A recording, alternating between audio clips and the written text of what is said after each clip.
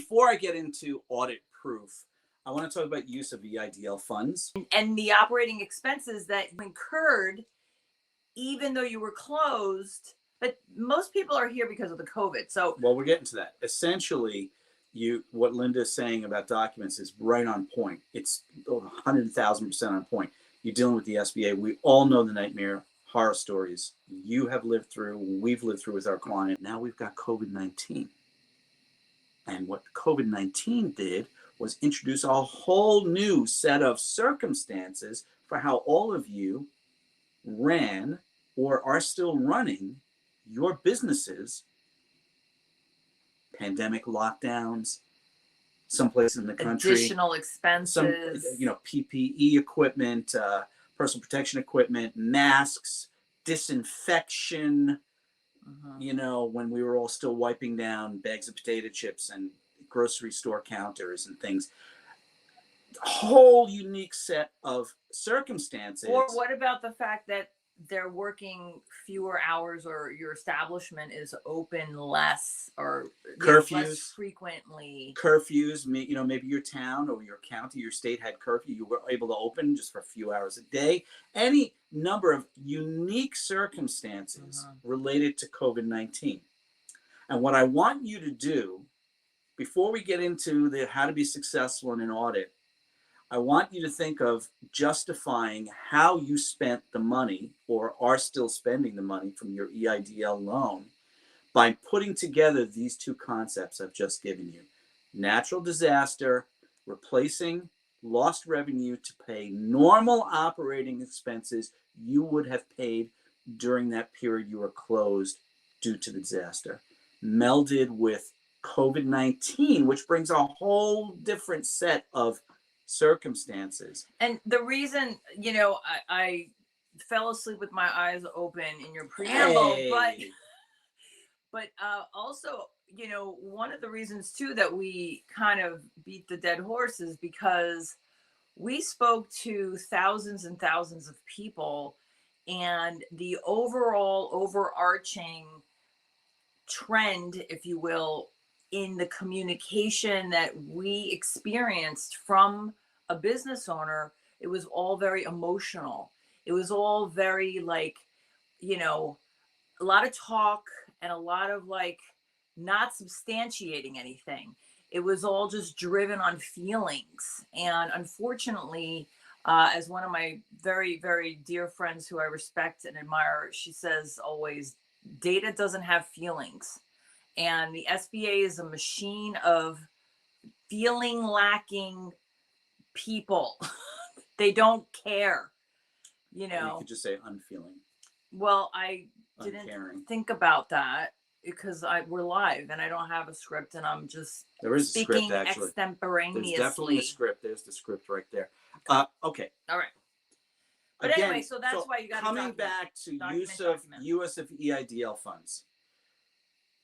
As you prepare for your record-keeping obligations, and we have created a product, a guidebook called the Post-Closing Blueprint, where I took the Economic Injury Disaster Loan Agreement, the LAA, and I broke it down into plain English so that you can understand your obligations, including submitting financial statements to the SBA every year, which you are required to do voluntarily.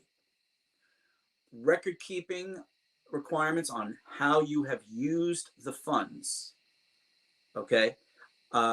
Life Roller, I'm going to get to your question in just a moment. Hang tight. So our blueprint, if you could put up the banner again, honey, for the blueprint, we priced it at a reasonable price. We encourage you to purchase it because I tried to give you the way an underwriter thinks and to help you prepare. So it's another tool you can use to understand how to have used the funds and also to prepare for an audit. Now, let's move into the realm of audit. The first thing I believe that an SBA agent will ask you for, whether through an email, snail mail, or asking you to come into an office like the IRS does, whatever, if they're auditing your EIDL loan, I believe one of the first things they're going to ask you to do is show me how you spent the money. That's why I don't want you to have a complete heart attack on how you use the money. You know, as long as you didn't do like the criminals have been doing, bought yourself a Ferrari, you know, jewelry, vacations, pay their mortgage, put a down payment on a new house. Yeah. As long as you use the money for your business and you can justify using it, in other words, outside of the phrase normal operating expenses. Right. During COVID, what the hell does normal operating expenses mean? And I've spoken to hundreds of SBA agents since March of 2020, and I have asked this question of all levels of agents I spoke to, and nobody could give me a straight answer. I got, you know, if I asked the question 400 times, I got 3,000 different answers.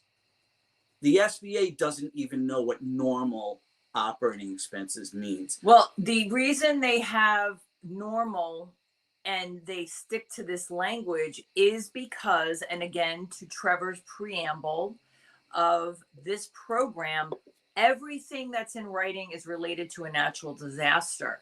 And if you think about logically about a natural disaster, it's a finite period of time that there is an incident or an occurrence. So it's not 2.5 years. It might be 2.5 weeks or 2.5 months, but it's fine. Oh, what was that? Did that just blink? I don't know. Okay. Anyway, so, okay, what's next? All right. Justifying how you've used the funds is a primary element, I believe, moving forward into audit. So before I get into my 6 points, I want to address LifeRoller's question, which was, I'm going to pop it up on the screen. What happened if you're the only employee of your business?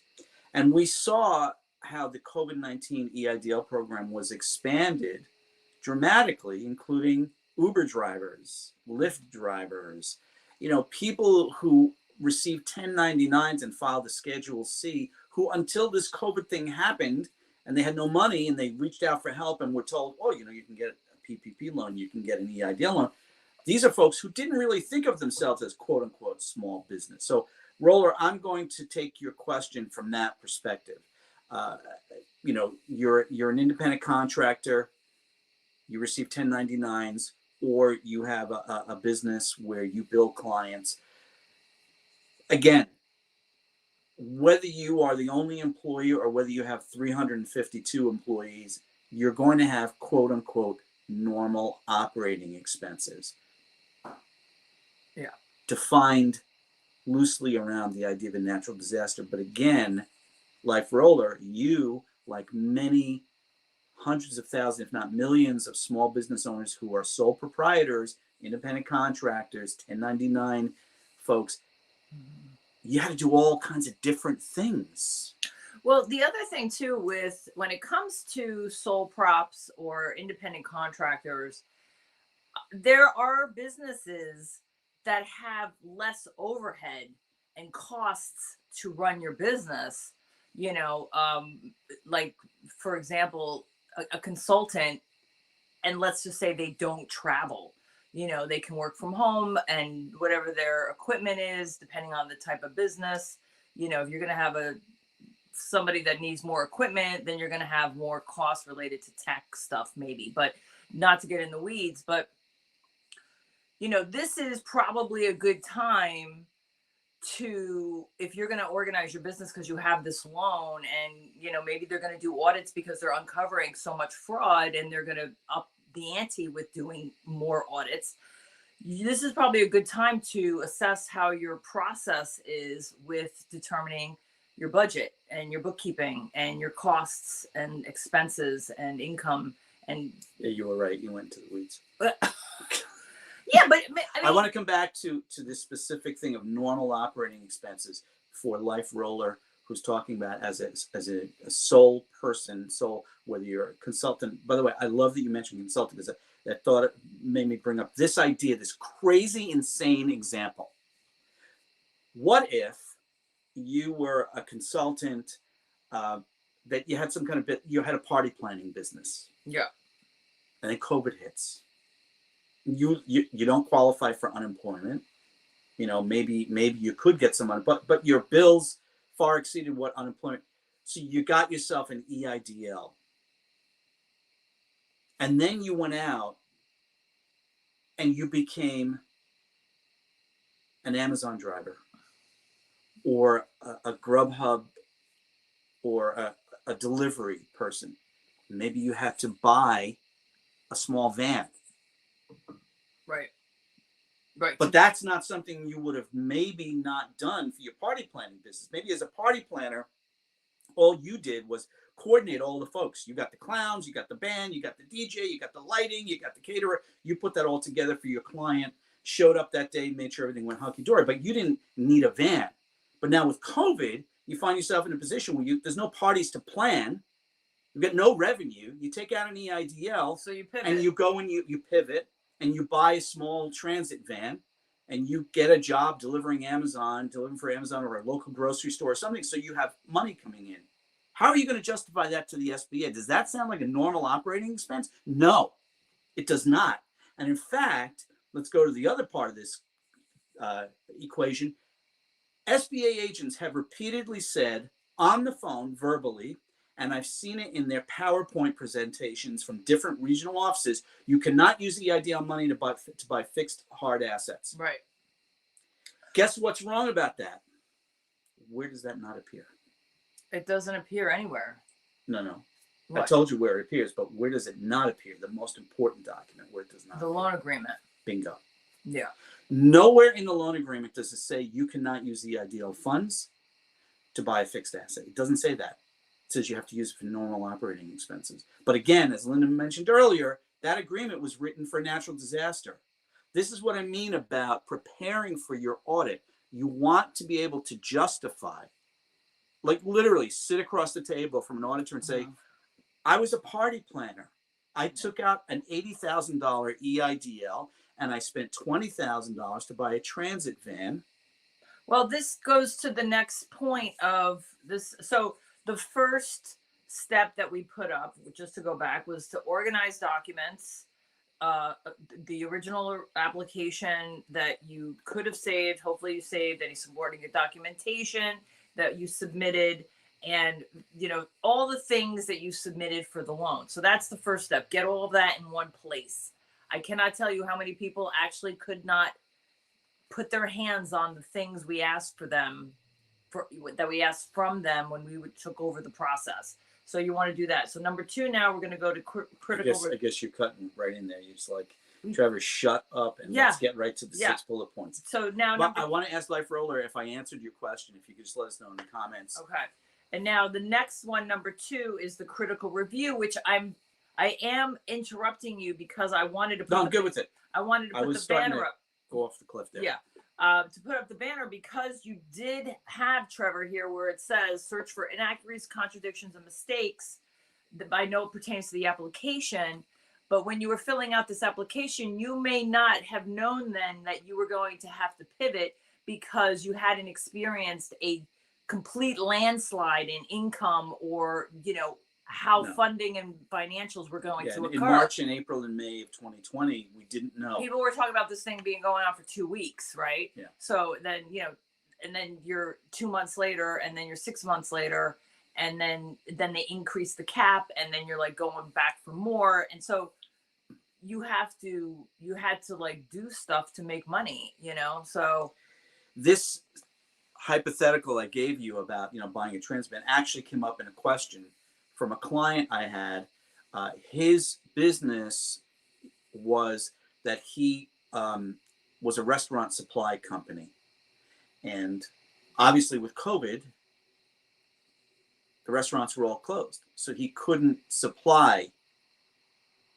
His thing was, oh, this is so great. Oh, well, okay. So Life Roller, thank you, Linda, for interrupting and going thumbs up. Life Roller, triple, duple, quadruple, quadruple. I don't even know what that means. Thumbs up, because repairs and fuel are normal operating expenses. Life Roller, take a deep breath. Yeah. Step back from the ledge. You're good. You're good. You're good. Just make sure you document and you know where it is, and it's handy, and you can. Okay, so but let's talk about your case. Going back to that last bullet point that you put up about, organizing and so forth. Life Roller, assume that the auditor is going to count every penny of the EIDL. Yeah. And they're going to want to see, proof of how you spent every penny. Oh, so you say you used it for repairs and fuel? Show me the receipts. Show me. So, if your friend's brother-in-law, Harry, came over to the house one day and did some work on the truck, and you paid Harry through Venmo or Zelle or PayPal, make sure you've got that transaction, because maybe Harry didn't give you a written receipt, because there's a lot of those types of transactions that we all experience day after day. So that's a good example of record keeping. Like literally, if Life Roller, if you got $80,000, make sure you can account for every dollar, every penny of the $80,000 with paperwork. Yeah. You can show it and then prepare a summary. Well, we're gonna get to summary. Okay. Then get summary. All right. So critical review. Life Roller's cracking up. Yeah. So critical review is step number 2. Moving on to number 3, we have, which again, this all kind of blends together, how to prepare a written summary. Oh, I see what you did there.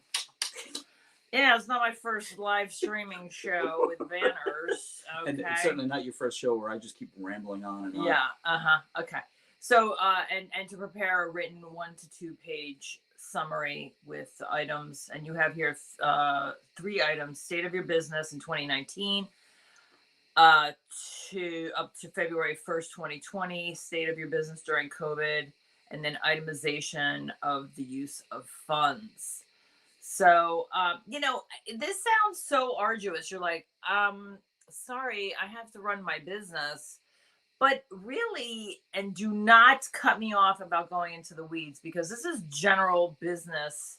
And when we resume our Simple Sense for Small Business, there are times in your business. There's one thing when you work in your business and then on your business, and sometimes I get those mixed up, but the in your business, where you're doing the day-to-day functions that generates the income, but then there's the on the business, and the on the business is where you look at monthly, you review stuff monthly, you review how things are going. If something is not working, you're going to have to figure that out, so you're not wasting time, and so you're not just seat of your pants responding. So these types of put out fires. Processes, it's almost like a practice of making sure that you're always evaluating what's going on in your business so that you're efficient. It's sort of like Life Roller with having to do the engine repairs. If you don't do repairs on your engine and the truck doesn't work, then you can't use the truck to make money.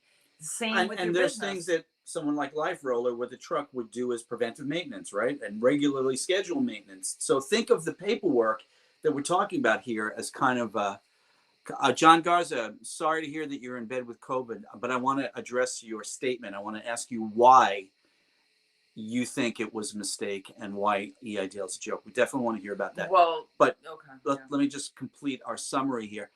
What Linda says is really true. It sounds like a lot, but guess what? You only have to do it once.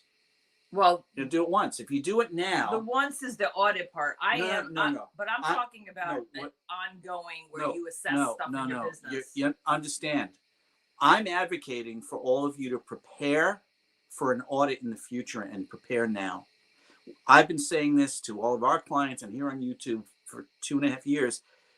Get all your paperwork organized, because as per the terms of your loan agreement, the SBA can ask for this paperwork at any time. It's a 30-year loan. Yeah. And actually, they are required by federal regulation to keep the records of this loan 6 years past the end of the loan. So that's 36 years that the SBA is potentially looking over your shoulder and could potentially come back and ask you for paperwork. Think of it right now in September of 2022. Can you really just think off the top of your head how you spent $6,000 or $80,000 or $350,000? No, you cannot. You can't. Yeah. Most people can't remember what they had for lunch yesterday, including me. Right. It's true. What did I have for lunch? Oh, sausage and peppers. Oh my God, it was so good. And so get ready now. Prepare for the audit. And this summary page, the beauty, can we just put up the banner for the summary page again? The banner, the summary page. Yeah. Oh, yeah. I created this idea of the summary page. I used to do this when I was a mortgage banker with my loan application packages. I'd bring a loan package into the office, to get the file open and start processing so we can get the mortgage approved. And I would often create a summary page for my processing staff, for my underwriter, highlighting key elements of the loan package. Please note, Uncle Jose is a non-occupying co-borrower. He will not occupy the property. That's what it says in the application. Please note, Aunt Tilly is giving a $30,000 gift for down payment and closing costs. Her bank statement and gift letter is in the package. A summary page makes it so much easier for the person who's reviewing. So if you're in an audit situation and you've got a summary page, you just hand it across the table and say, here you go. And then just let them ask for the paperwork. You don't even have to do the talking. So, John Garza, I definitely want to hear why it was a mistake and why the EIDL's a joke. And again, we're very sorry to hear that you're in bed with COVID. I've had it twice, including summer 2020. I had it really bad. Linda's had Omicron back. We both had Omicron back in December. Playback speed. I love it. I'm a big proponent of 1.5, 1.752. We might probably sound a little crazy. Toshiba Voodoo. Hang on a minute. When we say Toshiba Voodoo, are we talking about like Toshiba products, as in Toshiba TVs and electronics? Because I'm a massive Toshiba fan. Or are we talking about Toshiba computers? I would love to hear that. Why, John? What do you mean? Did we scream into the mic or something? Yeah, John Burgos. What does that mean? I was about to break headphones. Okay, am I banging my lavalier here? Oh, did you do that? I know. I might have done that. I'm a passionate guy. I'm a physically passionate guy. Oh my gosh. John Garza, you're quite welcome. And again, we hope you are feeling better soon. Please take care of yourself. Yeah. But again, if you'd like to give us some feedback on, if you're feeling well enough, Kobina Adoy is in the house. John Garza, if you want to give us some feedback why you think it's a joke. And John Burgos, I definitely want to hear about the microphone. Yeah. Okay. Linda. All right. So number 3. Wait. By the way, I want to say this to 1, Kobina. 2, 3. A big shout out to my dear friend Kobina, you were one of, out of the hundreds and hundreds of clients we had, you were like one of the very best clients that I had to deal with. You were so patient, so accommodating. Even when I was on the phone with you and I was losing my mind, ticked off and pissed off at the SBA, you were just like, thank you, Eric. You're all cool. You're all really cool. Thank you, Eric. Thanks so much, Eric. Appreciate it. Brendan and Ella, thank you so much for the hearts. Thank you for the hearts. All okay. Right, so I think we're on to number 4. Yep. Number 4 is organize your entire file for redundant storage. Multiple locations and ease of access. Yeah, this is... Well, somebody today misplaced a key. And somebody today was having a bit of a meltdown about misplacing the key. Right here. Yeah, it was this chick right here.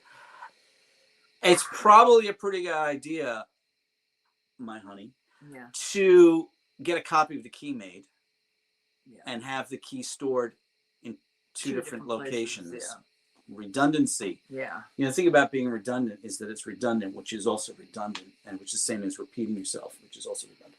Well,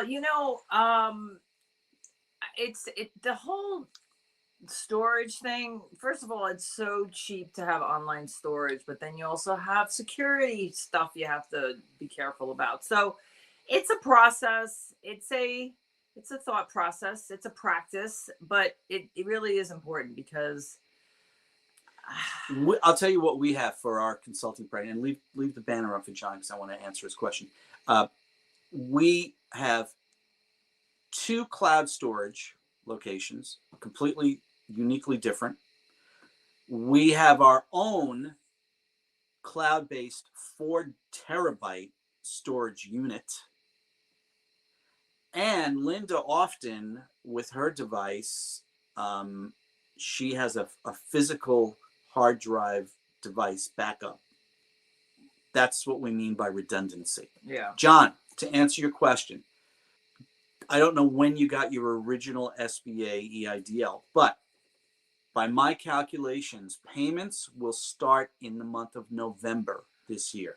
So, John, you still have. Oh, hey, Brendanella, thank you so much. Thank you so much. John Garza, you still have about 2 months to prepare for this. And in fact, we will be doing a live stream show. And actually, we're in the process of updating our post-closing blueprint to include how to answer this question for you, John. But essentially, our recommendation is go to pay.gov, which is a federal government website. It sounds hokey. I mean, I don't know what government goo-ha thought of that name, pay.gov. But pay.gov, you can go there, create an account, and you'll be able to make your payments electronically right through that. But or you John, can buy our blueprint, and we give you step-by-step on every aspect of your responsibilities. There you go. Which is our way of John of saying, hey, thank man. you, Life Roller. We appreciate that so much. Oh, Life Roller, thank you. Oh, I think I just hit my. I just hit my pizza, and I love pizza. I think I just hit my John. I think now I know what you mean. I might hit my lavalier here. But John, I think my best advice I can give you tonight is get the hell off of our show, get into bed. Well, you're in bed. Pull up the covers, put on a really hokey rom-com and just get some rest and get COVID, because we're here for you all the time. We've got playlists. Yeah. We're creating new playlists. We're creating new videos. We're creating content to help folks like you, John Garza, to prepare for the payments, which are coming up in November. We will be doing another live show, possibly 2, prior to November to help answer questions about making payments. At this moment, I'm still kind of researching some finer details of it, so I just want to be more well-versed there. All right? What is Aloha Melanie? Hello. Question due to our car carrier transfer. We have somebody placed in a savings account. Ooh, well, is the savings account in the name of the business? Please say yes. Please say yes, Melanie. Please say yes. If it is not, you need to move it immediately into the business account. Yeah. Now, I'm thinking not. I hear you thinking. I can actually see smoke. I'm not a loan officer like you, but Melanie, are you? Oh, it's the name of the business. Oh. Okay. Heart attack averted. Okay, good. All John, right. Thumbs up. Feel better, my friend. Feel better. Feel better. Okay. All right. So, Melanie, as long as it's in a bank account in the name of the business and it's parked there, it's a 30-year loan, Melanie. Nowhere does it say that you had to use the money by a certain date. Yeah. And if anyone at SBA tells you that, they're full of baloney, which is what we say here in New England. But in New York City, where I grew up, we would have said they're full of shit. Beep, beep, beep. All right, Melanie. Melanie's question, John Garza's question, Life Roller's question, when Kobina was our client and I spoke to him, the SBA has done a really great job of terrifying the living bleep out of all of you. Yeah. I remember speaking to people during the process who were like, oh my God, I don't want to do anything wrong because it's the federal government. Take a deep breath, watch our videos, buy our post-closing blueprint. We got you back. Yeah. We have done one thing only from March 2020 to today here on this YouTube channel. Provide you with accurate information based on our real world experiences as an insurance underwriter with 3 decades experience, owned her own insurance agency, as a former mortgage banker specializing in government loans, and the 2.5 years and thousands of people we helped. Neighbors! We are here. Oh, I thought versus your new. Oh. Well, Melanie. I thought you were in New England. I was like, oh, we're neighbors. Okay. Now, hold on, Melanie. I'm not even using my British accent, which I can use at any time because I'm born in London, England, and I came here in about 1963. All right, there you go. Oh, yeah. See? Yep. Still in a state of emergency. Yes. So therefore, that is going to impact Toshiba. I love saying Toshiba because I love Toshiba products. But Toshiba, that is going to impact your ability to, normal operating expenses. So if you're like Melanie and you still have some of that money sitting in a bank account and you haven't used it yet, all we encourage people to do is, use it for the business and just create documentation, a paper trail, Process, and write down on a piece of paper, and save it electronic. I used, you got a $300,000 loan, and to go back to the story we shared earlier, the one I made up with. My handwriting is so bad. Well, then type it up and print it out. Yeah, I'm or like, create a PDF. Right, wait. But when I say write it down, I mean put it in writing. Put down in writing the reason why you used the money on this date for this acquisition or for this expense, even because you want to be able to say, look, I'm a party planner. There were no parties. So I bought a transit van and I delivered for Grubhub and a local supermarket. So I used some of the EIDL money for that. Put that in writing and put that into your document package. Like a ledger, like a journal or something where you can have everything, commentary and summaries of activities in one place. I mean, the other thing too is, and this is just off the top of my head because I am a freak when it comes to a CRM or a database or just a management system where you track.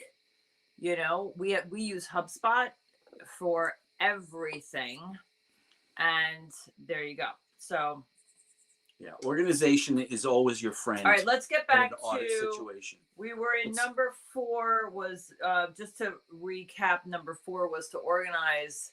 So number 1 was a critical review. Wait, let me make sure. No, number 1 was organize your documents. Number 2 is critical review. Number 3 is prepare the summary. Prepare the summary. Number 4, organize your entire file for redundant storage. So we already did that. Right. Now number 5. Respond promptly to audit requests. Oh, okay. Oh boy.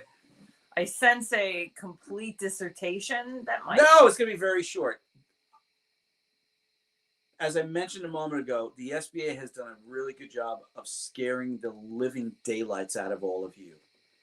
I'm talking about, Michael Myers, Halloween or Friday the 13th or Nightmare on Elm Street, terrifying you. Don't go in that room. You don't need to be afraid of them. If you have organized yourself and you have answers to the questions, do not delay in responding. What I have seen happen with people, and this is more about IRS audits, I've heard from folks in my financing career, I got audited and I didn't know what to do and I didn't respond for 3 months, and then all you're doing is you're lighting a fire onto somebody. Most of these folks, they've got a bureaucratic, clerical mindset. Mm-hmm. They want to look at your file. They want to get their questions answered. They want to check off the boxes. And okay, done. Close the file. Get it off their desk and move on to the next one. 90% of the time, you cannot assume they're coming at you with a prejudgment. Well, this is my theory on procrastination. I'm sorry, I was trying to finish. You were not. Oh, a prejudge. No, it's okay. You didn't really interrupt me. That was a pregnant pause. I don't assume the SBA is coming at you with a prejudgment about your specific business. Yes, I assume, and all of you should assume, that the SBA in the coming years and right now are coming at everybody that we're all criminals. That we all stole money. We all committed EIDL fraud and PPP fraud because that's what the Congress is telling them to do. They just extended the statute of limitations to 10 years for investigations and prosecutions of crimes. It used to be 6 or 5. The Office of Inspector General for the SBA is saying billions and tens of billions of fraud.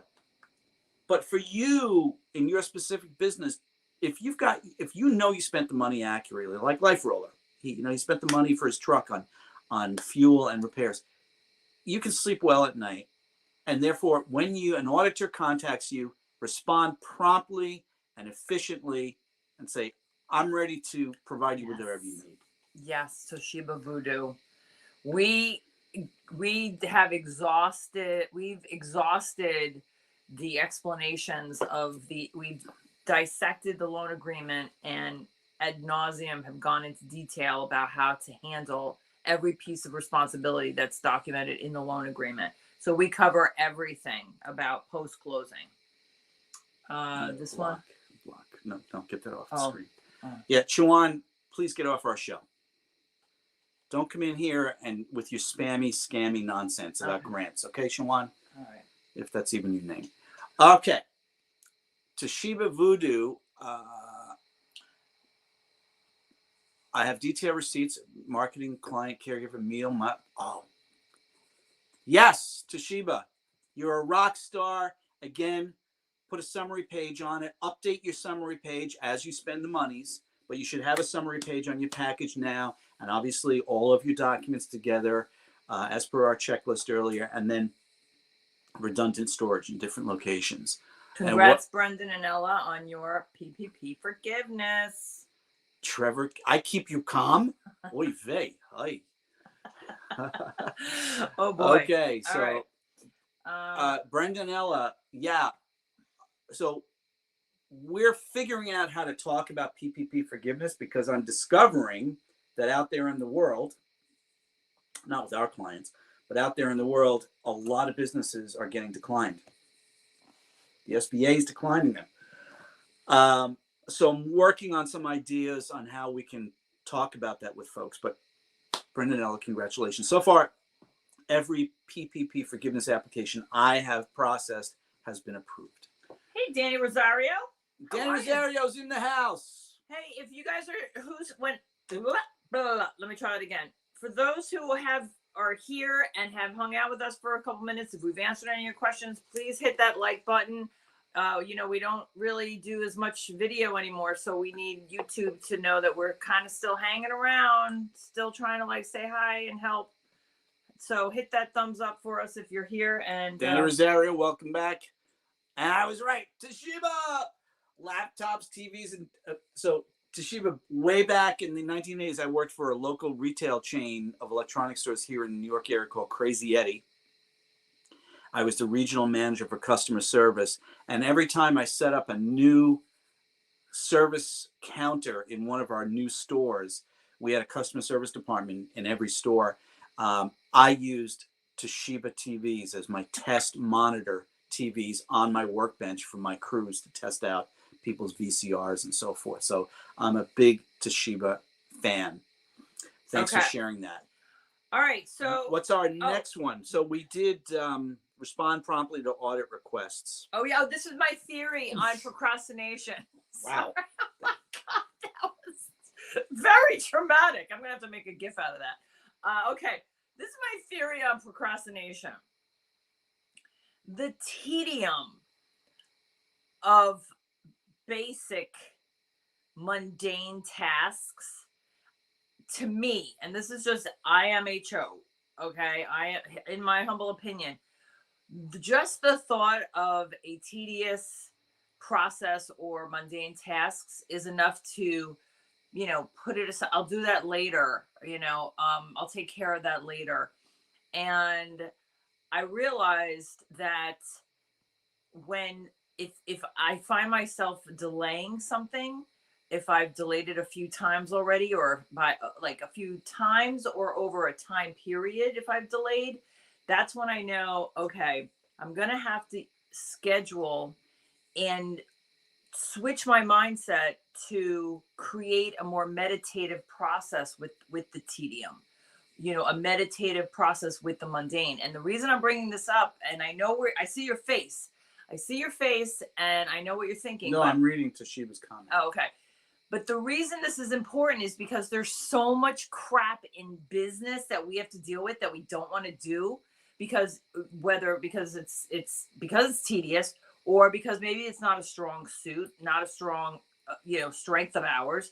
or it takes too much time, or you're busy hustling, trying to make some Or we money, believe it's going to take too much time. or you believe it's going to take too much time. And then when you actually do it, it takes 4 minutes. So that's why we tend to repeat ourselves with some of these suggestions and recommendations, because we know people, we're guilty too. Everybody puts stuff off. But when it comes to this loan and the detail involved with the responsibility you have as a business owner, it's kind of wise to just make sure you have a process for yourself. Okay, that's all I want to say about that. Toshiba and Melanie, I'm going to answer your question in just a minute. Toshiba, EIDL loan payback. Okay, this is a really great question, which I've seen one or two people ask this in other forums. My advice is that you should call the SBA and request a further extension, Toshiba, and anybody like you who, if you haven't spent all the money yet, if you're still experiencing revenue reductions due to COVID and or, then, transparency is the best policy. Call the SBA and say, I know payments are going to start in November, but I'm still down 50% in revenue. And Toshiba, what you just said is, making these payments will kill my business. And then you say to them, what can we do? Is there any further extension on deferment you can offer me? Mm-hmm. Is there any remediation? That's the word you want to use. Are there any remediation teams? If you have a government mortgage, like a VA veterans mortgage or a Federal Housing Administration mortgage, an FHA mortgage, they have remediation teams that if you run into a problem, I lost my job, somebody in the family is sick, I'm falling behind or will fall behind my mortgage payments, you can call them and ask for a workout plan. It's not going to be permanent. It's a temporary thing, but the best thing to do. Oh, look at you typing up banners on this point. Wow, that's kind of hot. All right, Melanie, any news on the Josh Thomas? Where's Josh Thomas? I know. I actually responded saying we haven't heard from Josh since the last live show. But so. Melanie, thanks for staying top of mind there. All righty. Wait, Life Roller. Just might check my first portal. Payment. Oh, okay. Yeah. Okay. Okay, so that means I almost thought I saw 30 months. Yeah. Because the first payment is due 30 months from the date of your original EIDL. It's really important. I can't stress that enough. I'm going to say it again so it's a soundbite and Linda can do a short video. I cannot stress this enough. I cannot stress this enough. Your EIDL payments. I'm going to have to edit this now.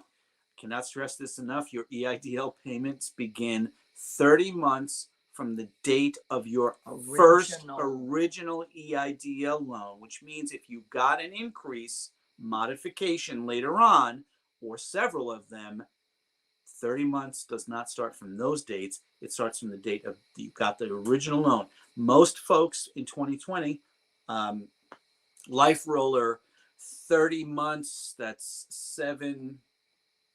7/19. So yeah, you got yours sometime in 2021, I guess, right? Yeah, 2021. So that makes sense. Okay, wait. So where are we? We're on number 5. Yes. Okay, so respond promptly was number 5. The last one. I'm going to let you address this one, Linda Ray. The last one, drum roll, please. What? Hey, where's our sound effects? We're not using it. We're using the lavalier microphones for better audio. All right. Well, okay. This is the final one. Okay.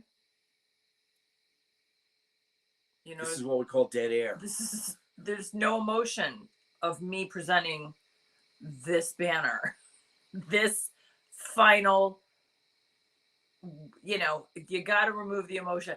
I mean, listen, I think if you're here with us, first of all, thank you. And if you've been with us for as long as we've been broadcasting our show, how much emotion did you exert over the process? How exhausted was this entire process? When you got your money, it was unbelievable what we saw SBA put some people through.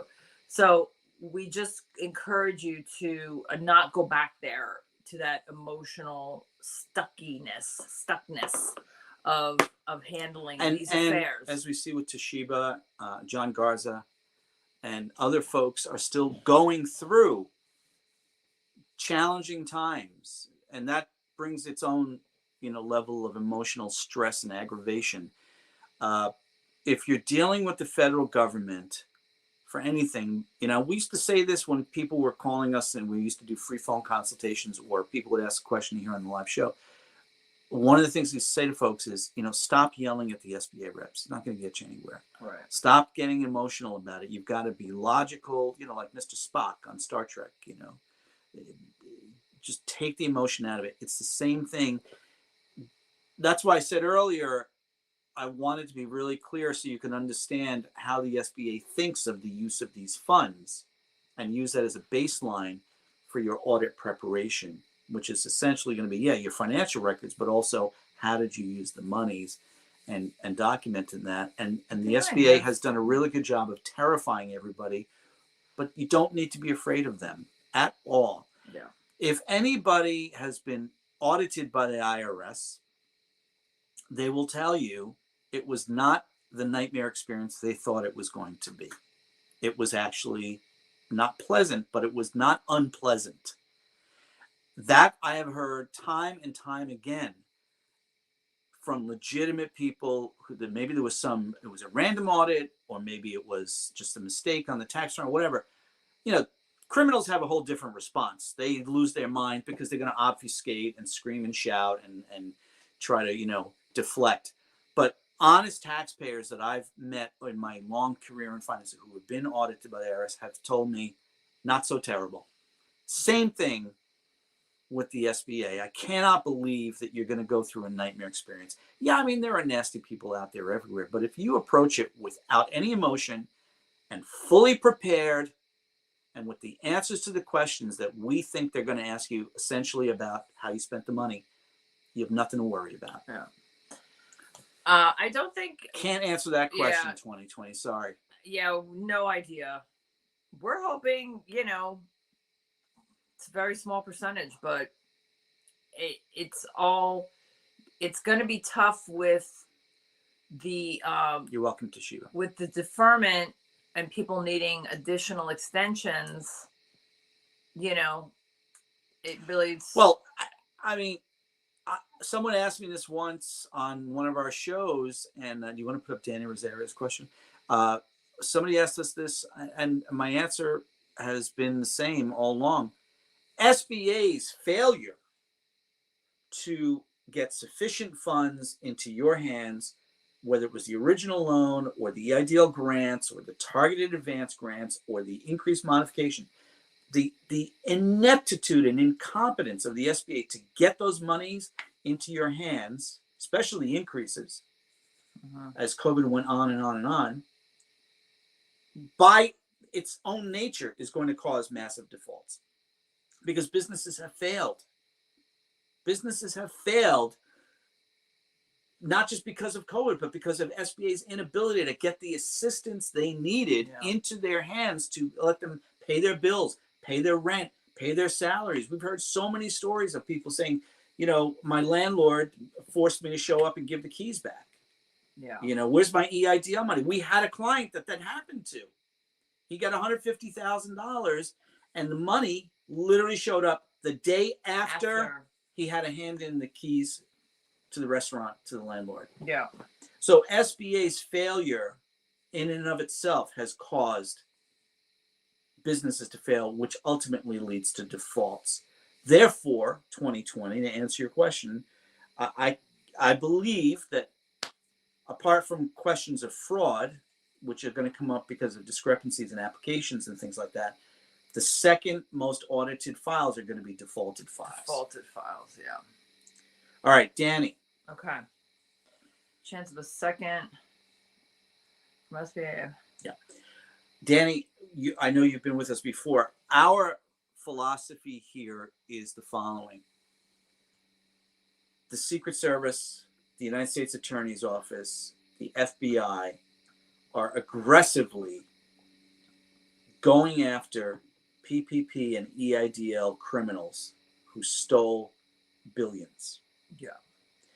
What was the short video you did the other day about Secret Service? $286 million. The Secret Service recovered $286 million and returned the money to whom?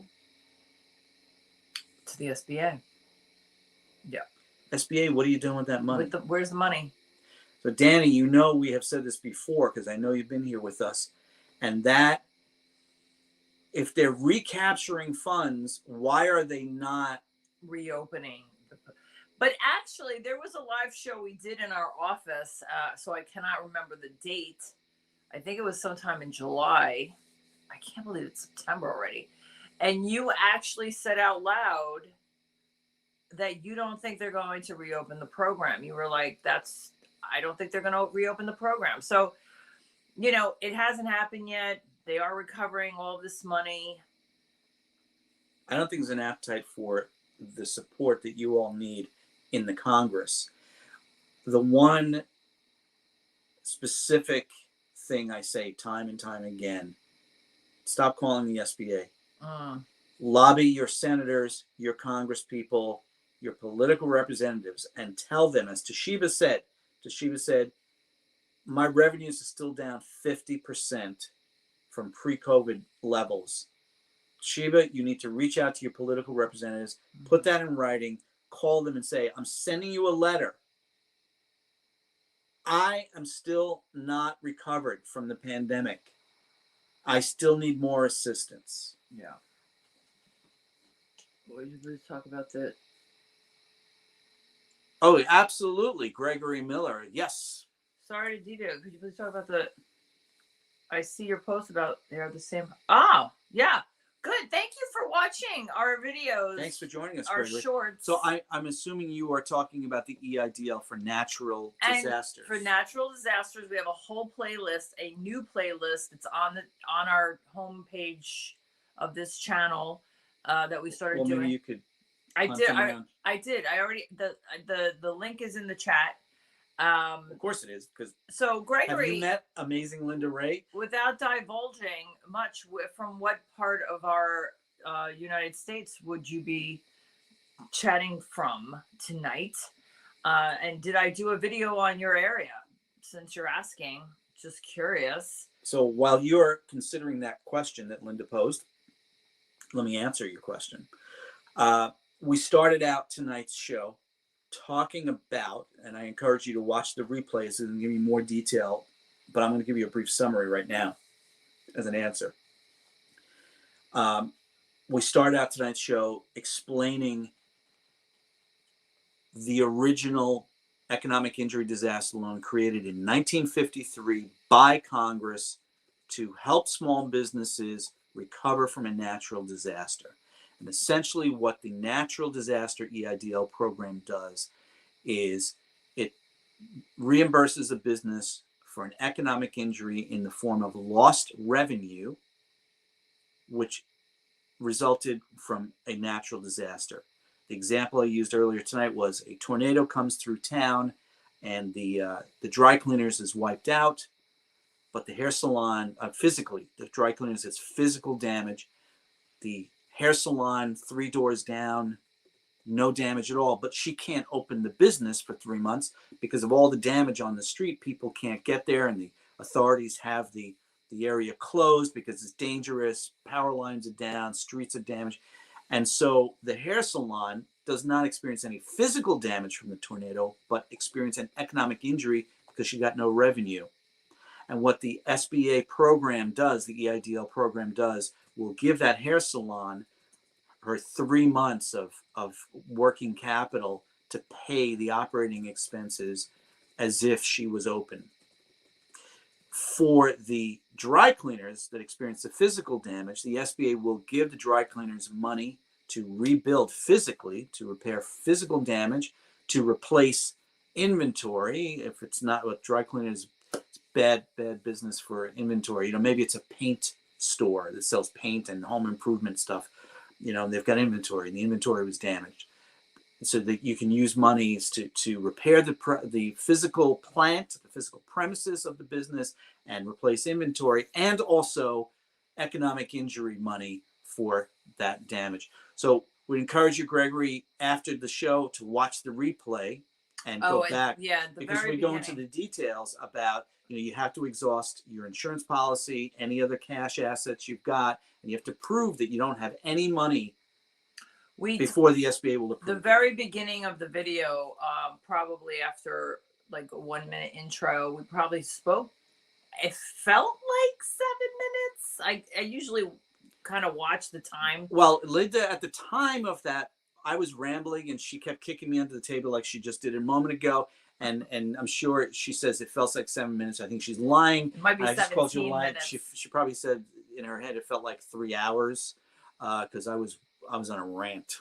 But it was important because of what we talked about tonight. So, Gregory, if you're watching the replay, at the beginning of the show, we talk about more detail to answer your question about the natural deaths. But again, thank you for finding us. And thank you for tuning in. Please make sure you have subscribed to our channel and also hit the thumbs up and the little bell notification. Gregory, I did put a link in the chat to the playlist, and the very first video on that playlist is a video we did. I'm in here now. Oh, in 2021. Yeah, 2021. Why can't I see the date? Where's the date? March 24th. Oh, March 24th, 2021. I'm going to put that there. March 2021. So that was a while ago, but we knew this day would come where we were going to need to share on some of the natural disaster stuff. So we did that video. Okay, so we have John Burgos. That was when you had no sound. Oh, but I think we fixed the sound problem and okay, David Houston, thanks for joining us and thanks for finding us. So David, sounds like you're new to our channel and to the Linda Ray and Trevor experience. Just to be clear, I'm not Linda Ray. Well, thanks for hanging out with us and thanks for your comment. Thanks for finding and thanks for your question. Just so you know, the dynamic here, she's the most marvelous human being I've ever known in my life. She's our marketing goddess. She's our insurance underwriter, but I am the loan underwriter and processor because I was a 30-year veteran mortgage banker, David, and I'm the one that's going to answer this question because I'm the one that knows. It's a 4506C. 4506C. That's what he says right here. Yeah. Well, 45. Oh, he's saying which one? Which one? Yeah. And what is now we have the 4506T available through our roadmap. So the roadmap is a book that we created to guide you through the EIDL process. I'm currently in the process of updating that book to talk about natural disasters. But if you purchase it, it gives you a pretty good overview, including the documents like the SBA Form 2202. We did process one natural disaster loan, and the loan officer actually sent me the 4506C.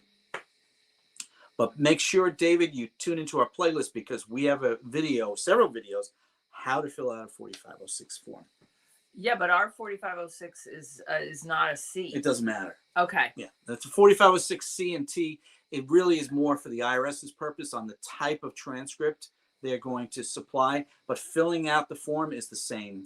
If you were to go into our videos and you filtered it by views, it's our top viewed video on how to fill out a 4506T. The only thing is when we did that video, we were live and it was so early in, I think it was 2020. Trevor says something that's inaccurate and I corrected in the description and in the pinned comment so that it's very clear what he said because it was live and I couldn't edit it out by the time we figured out that it was slightly inaccurate. So you'll want to. But again, David, thank you so much for joining us and finding us. We encourage you to subscribe to our channel. Hit the thumbs up for tonight if you thought it was helpful, and stay tuned because we are going to be bringing more information about natural disaster COVID loans. Toshiba Yeah. I want to answer that question, but also poor Billy Staten. I'm so sorry to hear this. Oh. Really sorry to hear this, and we hope that this medical situation improves for you sooner rather than later. And yes, you can give the loan back, and there's no prepayment penalty. Yep. So I'd recommend, Billy, what you do is call the SBA and say, I want to pay the whole loan back, or just go to pay.gov, yeah. which is the federal government portal to pay back federal government loans, including the EIDL, and you can create an account there and then just send it. Set up the banking information right online, and then just save the documentation of the confirmation and everything, so you have it. Super handy. God forbid it's the SBA. I don't trust them, so you want to make sure everything's documented. Toshiba, so we're not attorneys. We cannot give legal advice. But I do know from a restaurant client of ours that he got an SBA loan years and years ago, about 15 or 18 years ago, for a restaurant. And the restaurant failed, and they filed bankruptcy, and the SBA loan was discharged in the bankruptcy. I know of that as a real world situation that happened. Again, please don't accept this as legal advice, because we're not attorneys. It is illegal to give legal advice unless you're a licensed attorney. We're not, and this is not legal advice. But if you do seek legal advice, make sure they specialize in bankruptcy. Well, not just bankruptcy. And rather than saying if, I would strongly recommend that you consult with an attorney. Well, yes. Especially if you're dissolving something that has a government loan, you will absolutely want to have a legal a lawyer. Sorry, you're right. Yeah. Okay, but what I'm saying is, okay, so when, maybe I did say if, but when you consult an attorney, make sure they specialize in bankruptcy, because I know that is just its own maelstrom of stuff. So, okay. Thank you, David. Really appreciate you. Thank you so much. Thank you so much. Really appreciate it. All right, if we don't have any other questions, I think we're ready to say fare thee well, Gunga Din. Yeah, if there's no more questions, we do linger about at the end here in case something does pop up. We enjoy answering the questions. We enjoy when you hit the like button because we answered the question. Or if you just are here and appreciate that we're trying to get you guys prepared for this stuff, because would I rather be doing a cooking channel or an ASMR channel? Oh, that you would. Or anything rather than talking about government loans? Come on. I mean, you got to feel for us here, right? Because it's like, right? Okay. So. Well, on that note, folks, again, wait. See, now, Toshiba, what? How do I buy your stuff? You go to our website, auroraconsulting.biz. I will put a link to our post-closing blueprint in the chat again as we close out. And Toshiba, appreciate you inquiring about it. We have a ton of online products, blueprints and roadmaps, and more coming, especially for natural disasters. And if you found tonight really helpful and we didn't annoy you with our ramble on, especially me, blah blah blah blah blah blah, we have another channel, Simple Sense for Small Business. Yes. I'm gonna pop that URL up. Yes. Where we talk about simple ideas that come up to help you not only be profitable but also to enjoy owning your own business. You don't want to own a job. You want to own a business, and there's a reason why you want to own the business. You want to enjoy yourself and have fun. You don't want to be stressed out all the time. So we talk about common sense, simple stuff and we're actually resuming this channel. It's been on hiatus since January 31st because the EIDL we knew it was imminent to be closing, and we were all hands on deck with processing loans for clients who hadn't been approved yet. So that channel's sort of been dormant, other than some short videos that I've popped in there. But would love it if you guys can subscribe there. Yeah, pop on over there and subscribe. We're going to have some fun with some new topics and refresh that whole engine over there. We're recording one tomorrow on hiring practices. Have a good night, Danny Rosario. Danny, Thanks for great popping to in. see you again. Thank you for joining us. Folks, thanks for coming by our humble little abode here in New England. Yes, and I'm trying to Oh, move the this. full moon is out. I can see it through the door, and the crickets and stuff are peeping and cheeping out there. And Stay it's safe, a lovely everybody. New England almost autumn evening. Stay safe, everybody. She's Thanks kicking again. me under the table. She's kicking me off Good the night. screen. Ah!